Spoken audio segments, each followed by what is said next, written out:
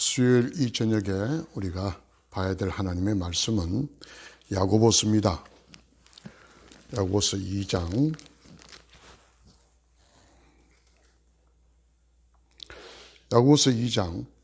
14절부터 26절까지 말씀을 같이 한번 보겠습니다. 야고보서 2장 14절부터 26절까지 말씀 같이 한번 천천히 읽도록 하겠습니다. 시작. 나의 형제 자매 여러분, 누가 믿음이 있다고 말하면서도 행함이 없으면 무슨 소용이 있겠습니까? 그런 믿음이 그를 구원할 수 있겠습니까? 어떤 형제나 자매가 헐벗고 그날 먹을 것조차 없는데 여러분 가운데서 누가 그들에게 말하기를 평안히 가서 몸을 따뜻하게 하고 배부르게 먹으십시오 하면서 말만 하고 몸에 필요한 것들을 주지 않는다고 하면 무슨 소용이 있겠습니까? 이와 같이 믿음에 행함이 따르지 않으면 그 자체만으로는 죽은 것입니다. 어떤 사람은 이렇게 말할 것입니다. 너에게는 믿음이 있고 나에게는 행함이 있다. 행함이 없는 너의 믿음을 나에게 보여라. 그리하면 나는 행함으로 나의 믿음을 너에게 보이겠다. 그대는 하나님께서 한 분이심을 믿고 있습니다. 잘 아는 일입니다. 그런데 귀신들도 그렇게 믿고 떱니다. 아, 어리석은 사람이요. 그대는 행함이 없는 믿음은 쓸모가 없다는 것을 알고 싶습니까? 우리 조상 아브라함이 자기 아들 이삭을 제단에 바치고서 행함으로 의롭게 된 것이 아닙니까? 그대가 보는 대로 믿음이 그의 행함과 함께 작용을 한 것입니다. 그러므로 행함으로 믿음이 완전하게 되었습니다. 그래서 아브라함이 하나님을 믿으니 하나님께서 그것을 아브라함의 의로움으로 여기셨다고 한 성경 말씀이 이루어졌고 또 사람들이 그를 하나님의 벗이라고 불렀습니다. 여러분이 아는 대로 사람은 행함으로 의롭게 되는 것이지 믿음으로만 되는 것이 아닙니다.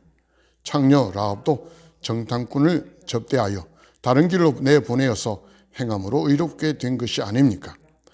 영혼이 없는 몸이 죽은 것과 같이 행함이 없는 믿음은 죽은 것입니다. 아멘. 죽은 믿음, 반대 산 믿음, 그런 내용이죠. 이 본문은 믿음을 이야기하는데 항상 등장하지만 되게 어려운 구절로 그렇게 여겨지고 있습니다. 심지어 3세기의 그 교부인 토툴리안이라는 사람은 이 4세기에 만들어진 이 정경 논의가 되어질 때 이 야고보서는 빼라,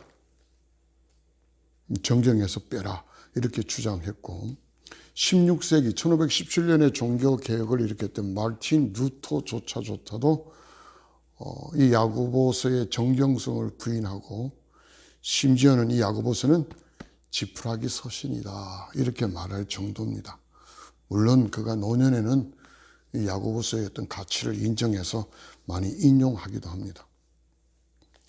왜 이렇게 야고보서가 말한 오늘 이 본문을 신학자들은 어려워하고 있고 또 초대 교부들 또 학자들이 굉장히 이 구절을 난해하게 생각할까 하는 것은 인식의 차이가 아닌가 싶어요. 바울이 말하는 성경에서 말하는 내용은 믿음에 대해서 율법을 상당히 이렇게 대조해서 이야기합니다. 사람들이 하나님께 구원받는 것은 믿음이지 결코 율법의 행위가 아니다. 그래서 행위라 칠 때는 늘 율법을 이야기합니다.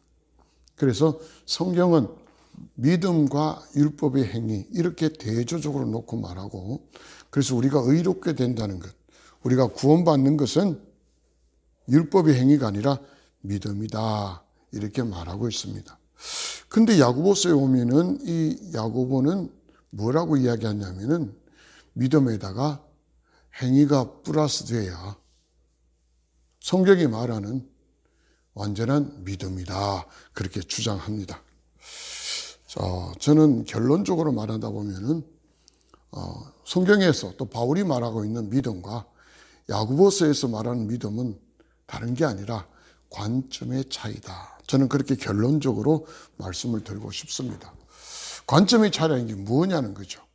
그것은 바로 바울 사도가 말하는, 성경에서 말하는 믿음은 하나님의 관점이다. 그렇다면 야고보서서 말하는 관점은 뭐냐?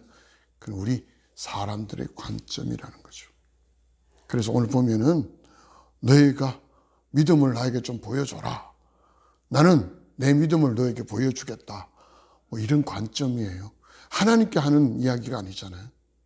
또 심지어는 배고픈 사람에게 헐벗고 굶주린 사람에게 어떤 믿음을 보여주겠냐. 이 사람을 향하여 보여주는 믿음을 지금 이야기하는 겁니다. 이렇게 관점의 차이지 성경에서 말하는 믿음의 본질적인 차이는 절대 아니다. 바울이 말하는 오직 의인은 믿음으로 살리라. 로마서 1장 17절에서 이야기합니다. 오직 믿음은 의인이 사는 방식이다. 그렇게 말하지만 이 의인은 믿음으로 살 것이라는 이 표현이 그냥 나온 게 아니라 구약 성경에 하박국서 여러분 아시죠? 아주 악인이 잘 되는 거 보고 막 이 하박국은 가슴을 칩니다. 어떻게 이럴 수가 있습니까? 근데 하나님께서 그의 눈을 열어주시고 그의 귀를 또 듣게 해주시자 그가 고백을 하죠. 그러면서 하는 것이 하박국서 2장 4절에 말하는 거예요. 마음이 한껏 부푼 교만한 자를 보아라. 그는 정직하지 못하다. 그러나 의인은 믿음으로 산다. 이 말씀을 자세히 보면요. 마음이 교만하고 악한 사람은 정직하지 못해요. 그러면 반대로 말하면 의인은 정직해야 된다. 이렇게 나오잖아요. 맞죠? 그런데 성경은 의인은 믿음으로 산다. 이 말이 나와요. 이 믿음의 다른 말은 뭐예요? 정직이라는 이야기예요. 상황이 정직하게 살지 못하는 상황이 왔어요. 악인도 정직한 상황 속에서는 얼마든지 살아갑니다. 그런데 정직하면 자기가 손해를 봐. 정직하면 자기가 무언가 이득을 취하지 못하는 상황이 왔어요. 그럴 때 이 악인들은 어떻게 해요? 정직하지 못합니다. 그런데 의인은 어때요? 그런 상황 속에서도 정직하라는 겁니다. 그걸 하박국은 믿음이라는 표현을 썼어요. 그죠? 이해되죠? 그러니까 이 사도 바울이 인용했던 의인은 믿음으로 삽니다라고 말했던 이 믿음의 이야기는 하박국서에서 나오는 이야기. 그 나오는 이야기는 그렇지 못한 상황 속에서도 그렇게 살아간다는 그런 삶의 내용을 담았다는 겁니다. 거기에서 뽑아온 거예요. 그래서 이신덕이라고 사도 바울의 이 말씀을 누가 불러왔어요? 마틴 루터가 불러왔어요. 믿음으로 구원을 얻습니다 라고 불러와서 종교 개혁을 일으킨 거예요. 로마 가톨릭을 전승했던 이 천주교, 지금 말하는 이 가톨릭은 절대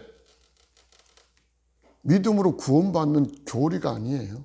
행위로 구원을 받습니다. 지금도 많은 목회자들이요. 또 지금도 많은 성도들이 성지순례라고 말하고 있잖아요. 그 개념이 뭐냐면 전부 다 행위예요. 내가 성지를 한번 쫙 돌고 오면은 예배 드리고 뭐 어떤 성전에 참여한 거 똑같은 거예요. 그래서 내 죄가 씻김 받고 그게 성지순례라는 개념. 지금 이슬람교들이 그래요. 이슬람교들은 성지순례하면 영혼이 구원받는다고 생각해요. 그들이 이 땅에서 착한 일을 하고 그들이 이 땅에서 다른 사람을 죽여도 성전에 거룩한 전쟁이라 그러죠. 자기가 이 폭발물을 갖고 이렇게 테러를 하잖아요. 자살 테러죠. 자기들 영혼은 천국 간다고 그래 믿는 거예요. 그래서 그들은 순례라는 말을 써요. 근데 지금 우리가 성지순례라는 말을 많이 쓰는데 저는 늘 그렇게 좀 목소리를 높입니다. 성지순례가 아닙니다. 성지여행입니다. 그건 여행이에요. 성지 한 번 돌아봤다고 해서 구원받나요? 그건 절대 아니라는 거죠. 그래서 그건 아니라고 말했던 그 종교개혁의 인물들은 이 야고보서를 싫어하는 거예요. 근데 실제로 보면은 사도 바울이 이신덕이의 그 원리를 가져왔던 그 믿음 안에는 정직해야 된다, 삶의 행위들이 들어있다는 사실을 놓쳤다는 겁니다. 근데 사도 바울이 실제로 그 이야기만 했을까? 그렇지 않습니다. 성경에 믿음으로 산다는 이야기 되게 많이 나옵니다. 그런데 로마서 3장 31절을 한번 찾아보십시오. 로마서 3장 31절을 찾아보면은 제가 개역 성경을 한번 읽어보겠습니다. 그러면 믿음으로 말미암아 우리가 율법을 폐합니까? 그럴 수 없습니다. 세 번역이죠? 그럴 수 없습니다. 도리어 율법을 굳게 세웁니다. 제가 세 번역으로 찾아놓고는 개역인 줄 알았습니다. 자, 그러면 믿음으로 말미암아 우리가 율법을 폐합니까? 그럴 수 없습니다. 도리어 율법을 굳게 세웁니다. 이 말이 뭐예요? 믿음은, 사도 바울이 말하는 믿음과 행위의 관계는 율법으로는 죽었다 깨어나도 절대 구원을 받을 수 없다는 거예요. 그럼 어떻게 구원을 받을 수 있나? 믿음이 동반돼. 믿음으로 시작해야 된다는 거예요. 믿음으로 시작해서 그쳐서는 안 되고 믿음으로 시작해서 율법적으로 나아가야 오늘 성경은 나오잖아요. 로마서 3장 31절이 말해요. 믿음으로 시작하고 율법을 우리가 포용해야만이 구원을 이룬다. 자, 오늘 본문을 한번 들어가 볼까요? 본문에서 좀 특이한 단어가 나옵니다. 14절에 보세요. 무슨 소용이 있겠느냐. 이 소용이라는 단어가 나와요. 그 다음에 16절에도 나오죠. 헐벗고 굶주린 형제 자매에게 말만 하고 이게 무슨 소용이 있겠냐. 이 소용의 단어가 또 나옵니다. 20절에 한번 보십시오. 어리석은 사람이요 행함이 없는 믿음은 쓸모가 없다. 이 쓸모도 소용입니다. 소용. 쓸 용자가 들어가죠. 소용입니다. 오늘 본문에 이 소용이라는 단어가 몇 개 나와요. 그 믿음은 소용에 관한 이야기예요. 14절에 보면은 자신을 구원할 수 있는 소용이라는 거죠. 그런데 행함이 없는 믿음은 자신을 구원할 수 없다라는 거예요. 그 믿음은 쓸모가 없다는 거, 소용이 없다는 이야기예요. 다른 사람에게 말을 하는데 그 말 자체가 내가 행함이 동반되지 않으면 아무 소용이 없다, 쓸모가 없다는 거예요. 그래서 20절은 결론이 있죠. 행함 없는 믿음은 쓸모가 없는 믿음이다. 우리 많은 그리스도인들이 좀 착각하는 것이요. 믿음으로 구원을 받는다라고 되어 있지만 그 믿음에 대한 그 정의들이 제대로 되지 않습니다. 그게 무슨 말이냐면은 믿는다고 말하면서 내가 구원받는 게 아니라는 이야기예요. 많은 사람들이 믿는다고 말만 하면은 구원받는 줄 착각한다는 거예요. 성경은 그렇게 말하지 않습니다.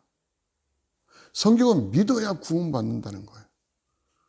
근데 오늘날 많은 현대의 교인들이 믿어야 구원받는 이야기를 어떻게 착각하냐면은 내가 믿는다고 말하면 구원받는다고 착각한다는 거예요.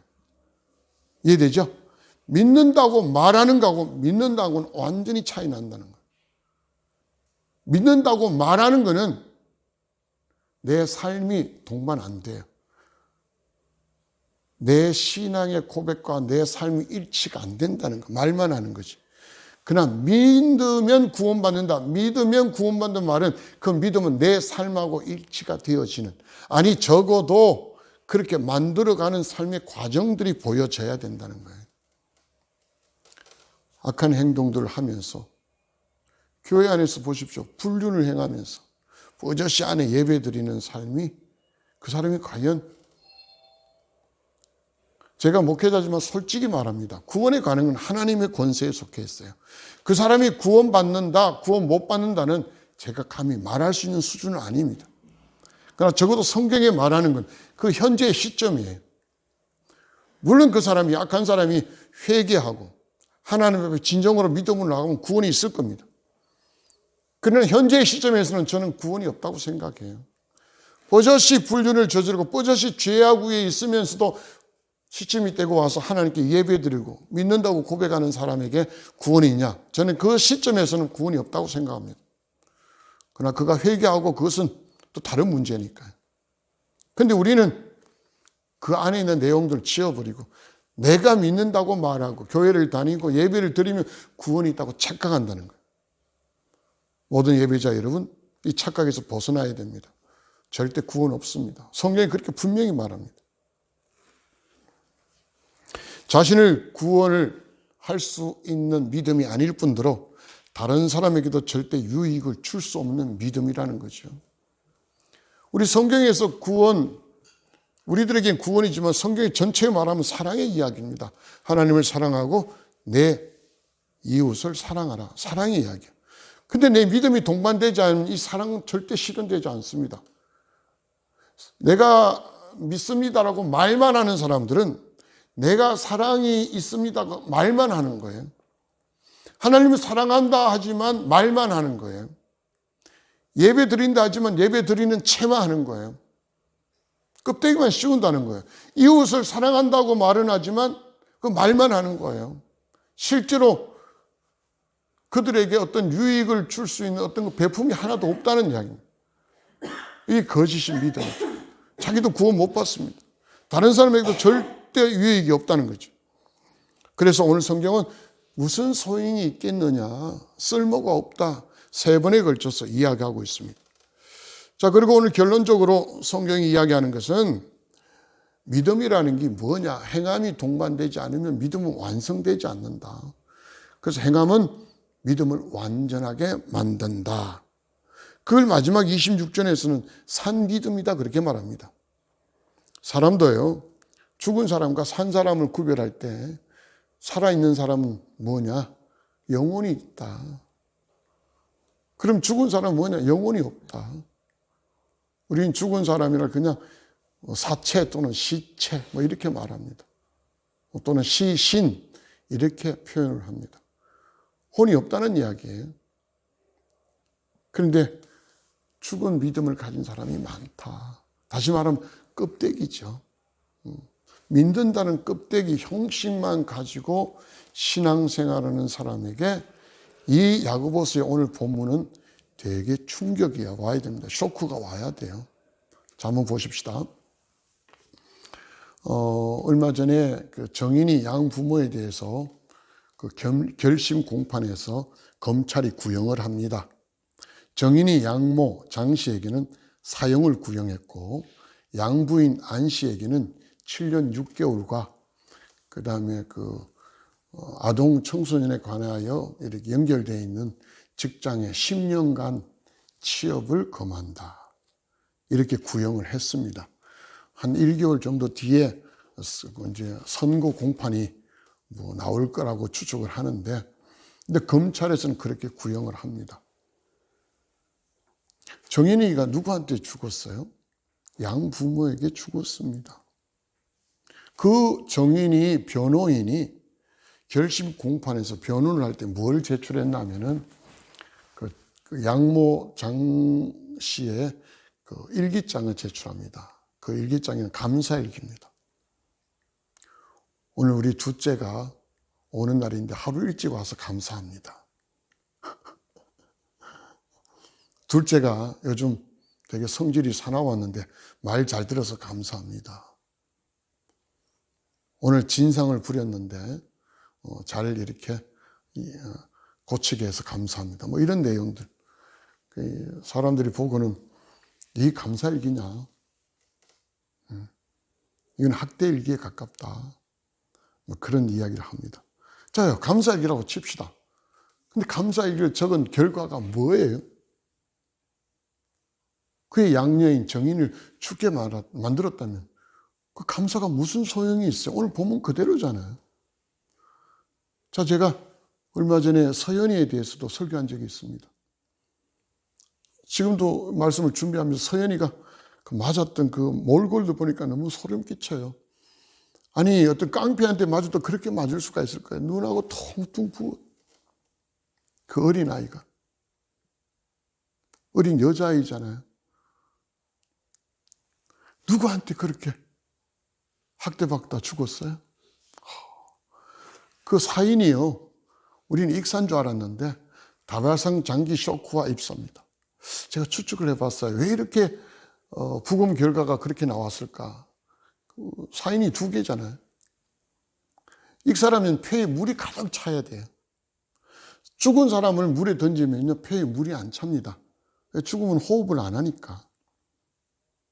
근데 산 사람을 물에 던지면 폐에 물이 딱 찹니다. 숨을 쉬려고 물을 들어 마시니까. 그렇게 구분을 해요. 그래서 물에서 사람을 건져도 회부해 보고 부검을 해서 폐에 물이 없다. 그러면 죽고 난 이후에 던져졌다. 이렇게 이제 사인을 규명하는 겁니다. 근데 이 서연이는 부검을 해보니까 물이 반쯤밖에 안 들어있다는 거예요. 아마 제가 추측을 그래 합니다. 물이 가득 찼으면 분명히 익사할 겁니다. 근데 반쯤밖에 안 찼어. 그럼 아직 익사할 단계는 아니야. 그런데도 죽었어.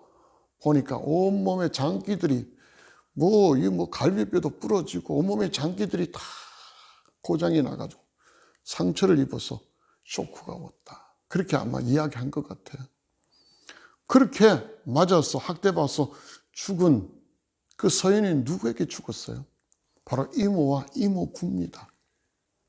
핏줄을 나누었다는 이모와 이모부입니다. 근데 무슨 소용이 있어요? 이모와 이모부가 조카를 끔찍이 사랑한다. 무슨 소용이 있어요? 아무 소용이 없어요. 지나가는 남보다 못하잖아요. 그 혈연관계가 무슨 소용이 있어요? 지금 그런 이야기예요. 믿음이 있다고 예배를 드리지만 그 무슨 소용이에요? 나 하나님의 아들이에요. 하나님의 딸이에요. 그 무슨 소용이 있어요? 자신도 구원 못할 뿐 아니라 다른 사람에게도 절대로 유익을 가져올 수 없어요. 그러니 다른 사람의 것을 빼앗고 이 사회에 해악을 끼치는 사람들 중에 크리스찬이라고 말하는 사람이 되게 많은 거예요. 저는 한 번씩 독실한 크리스찬이 자살했다는 이야기를 들을 때 그 사람이 정말 독실한 크리스찬이 맞나? 그런 생각이 들어요. 정말 믿음을 가지고 있는 사람이 맞나? 그거 아닐 거다. 그럴 수가 없다. 그렇다면 그가 그렇게 자신의 생명을 끊을 수 있을까? 오늘 이 야고보서 말씀은 상당히 많은 사람들이 이질적으로 생각하고 있지만 제가 볼 때는 이질적이 아닙니다. 사도 바울이 말한 믿음하고 똑같아요. 믿음은 율법을 피하는 것이 아니라 율법을 세웁니다. 오늘 야고보서는 행함이 없는 믿음은 죽은 믿음이다. 잘못된 믿음이다. 우리에게 다시 한번 크게 외치고 있습니다. 오늘날 현대 그리스도인들에게 정말 필요하지 않을까요? 많은 목회자들이 멋지게 신앙생활하고 교회도 부흥시키고 많은 영향을 미쳤는데 마지막에는 이상하게 변질되는 사람들이 많이 보여집니다. 그래서 요구도 먹습니다. 그 왜 그럴까요? 이 야고보서의 이 말씀이 제대로 받아들이지 않았기 때문입니다. 행하는 척했기 때문이에요. 거룩한 척했기 때문이에요. 하나님 앞에 신실한 척했기 때문이에요. 결국은 어떻게 됐어요? 그의 믿음은 살아있는 믿음이 아니라 죽은 믿음이 되어서 자기 자신을 구원받지 못하는 수많은 사람들에게 자신의 믿음을 엉터리다라고 보여주고 있는 거예요. 저는 오늘 제목을 믿음을 보여줘라고 했습니다. 믿음을 보여줘. 만약에 이 말씀대로 제대로 못 살면 나중에는 아무리 이름이 떨치고 아무리 유명한 크리스찬이라도 자신의 믿음을 사람들에게 어떻게 보여줘요? 엉터리라는 걸 보여준다는 겁니다. 하나님은 어떻게 보실는지는 모르겠습니다. 그러나 적어도 우리들에게 비춰진 그의 믿음은 죽은 믿음이었고 엉터리 믿음이었다라고 이야기하는 겁니다. 그래서 오늘 야고보서의 이 저자는 당당하게 이야기합니다. 너는 행함이 없는 믿음을 나에게 보여줘라. 나는 행함이 있는 믿음을 보여주겠다. 오늘 사랑하는 모든 예배자 여러분, 그리고 함께 이 말씀을 청취하는 여러분, 오늘 이 말씀은 현대의 오늘날 우리들을 말씀을 가볍게 여기고 신앙을 말로만 하는 모든 그리스도인에게 경종을 울리는 아마 굉장히 황금 같은 말씀이 아닐까 싶습니다. 저도 이 말씀을 준비하면서 고칠 것이 많다고 기도들 드리고 있고, 우리 모두가 다시 한번 따듬어야 됩니다. 내가 믿음으로 구원받았다고 말하는 크리스찬들 이제 돌이켜야 될 때입니다. 말만 해서는 안 됩니다. 믿음이 있다고 말하는 크리스찬이 아니라 믿음이 있다고 확실하게 고백할 수 있는 크리스찬. 오늘 이 말씀의 능력과 권세가 우리에게 임해서 그저 믿음이 있다고 착각해서 말하는 크리스찬이 아니라 정말 믿음이 있는 그런 그리스도인으로 살아가시는 저희 모두가 되시기를 주의 이름으로 축복합니다. 기도하겠습니다. 사랑이 많으시고 은혜가 풍성하신 아버지 하나님, 오늘 이 말씀 앞에 저희들이 다시 한번 무릎을 꿇습니다. 오 주님, 그동안 믿음이 있다고, 그래서 우리가 하나님 앞에 갈 수 있다고 늘 자신만만했고 우리의 삶은 그 다음으로 쳤지만 오늘 말씀 앞에 저희들이 회개할 수밖에 없습니다. 오 주님, 우리가 믿음이 있다고 또 구원받았다고 말만 하지 않았습니까? 다시 한번 저희들의 삶에 들어오셔서 우리의 삶을 붙들어 주시옵소서. 믿음을 통해서 우리의 삶이 말씀 앞에 제대로 세워질 수 있도록 도와주시옵소서. 우리의 믿음이 죽은 믿음이 아니라 살아있는 믿음이 되게 하셔서 우리의 구원에 소용이 있게 하시고 또 우리 믿음을 통해서 우리의 이웃들이 소용이 있는 그런 믿음으로 살아갈 수 있는 저희들 되게 인도하여 주시옵소서. 감사하며 예수님 이름으로 기도합니다. 아멘.